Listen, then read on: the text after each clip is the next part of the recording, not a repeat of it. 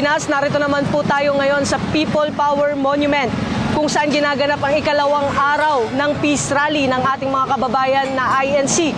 Patuloy nilang isinasagawa ang kanilang programa, ngunit nananatili naman po itong mapayapa dahil patuloy po ang ating kapulisan sa pagpapanatili ng kaayusan at seguridad ng mga kalahok sa nasabing aktibidad. Nananatiling tahimik, maayos at kontrolado ang sitwasyon sa ikalawang araw ng Peace Rally ng United People Initiatives na ginaganap sa EDSA People Power Monument. Patuloy ang pagdating ng mga dumadalo mula sa iba't ibang bahagi ng lugar habang nakaalerto ang mga tauhan ng Quezon City Police District upang tiyakin ang seguridad ng lahat. Ayon sa QCPD, 1,700 personnel ang nakadeploy sa paligid ng monumento at mga karatig kalsada para sa crowd control, traffic management, emergency response at pangkalahatang seguridad. Sa panayam kay Police Major Jennifer Ganaban, Public Information Officer ng QCPD, sinabi nitong base sa organizers, 20,000 hanggang 30,000 na katao ang inaasahang dadalo sa buong ikalawang araw ng aktibidad.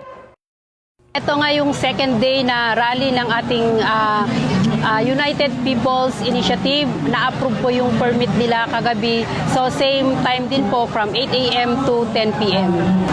Ganon din po yung number of deployment natin, 1,700 pa rin yung total niya, which is 1,500 dito sa People Power Monument and meron tayong 200 plus doon sa HOR. Sabi ng mga organizers is open po sila doon sa other sectors or organizations na mag-join sa kanila provided they will be guided by those guidelines and rules na nakalagay po doon sa kanilang approved permit. Panawagan po natin sa publiko, lalo na po yung magjo-join dito sa rally na to, panatilihin natin ang kaayusan, kapayapaan ng aktibidad na ito.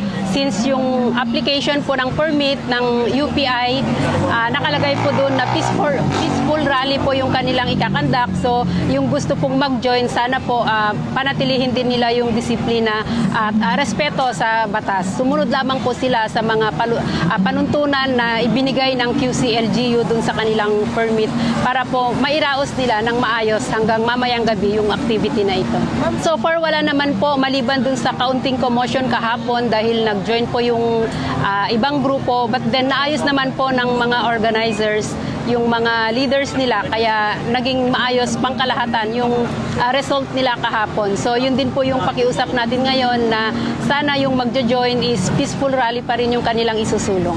Laging inire-reiterate po ng ating Acting District Director, Police Colonel Randy Glenn Silvio na panatilihin ang kaayusan, i-uphold po natin yung maximum tolerance, sumunod po tayo sa police operational procedures at respetuhin natin yung karapatang pantao ng lahat ng mga lalahok sa rally na to. As of 1:45 p.m., meron na pong 3,000 plus na mga participants and increasing po yun. Na medyo dumadami sila, nakikita natin kanina may mga parating.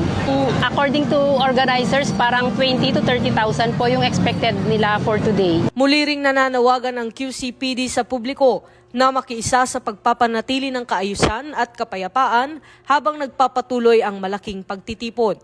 Sa kabuuan, nananatiling organisado at kontrolado ang sitwasyon sa EDSA People Power Monument habang nagpapatuloy ang Peace Rally. Mula rito sa People Power Monument, ako ang iyong PNN correspondent, Patrolman Don Brosas, nagbabalita para sa Police News Express.